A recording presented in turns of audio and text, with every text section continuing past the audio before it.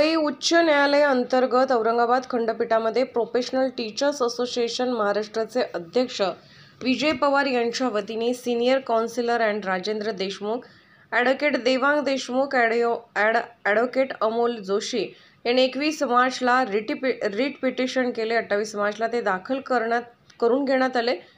3 एप्रिलला न्यायमूर्ती रवींद्र घुगे, न्यायमूर्ती RM जोशी यांच्या बेंचने कायदा करण्यापूर्वी क्लास संचालकांचे, क्लास संचालक संघटनेचे मत ऐकून त्यांना विश्वासात घ्यावे असा आदेश दिला.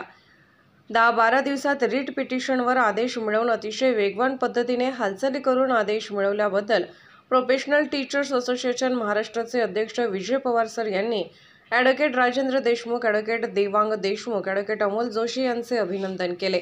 या ऐतिहासिक वेगवान निर्णयामुळे महाराष्ट्रातील क्लास संचालकांना दिलासा मिळाला आहे.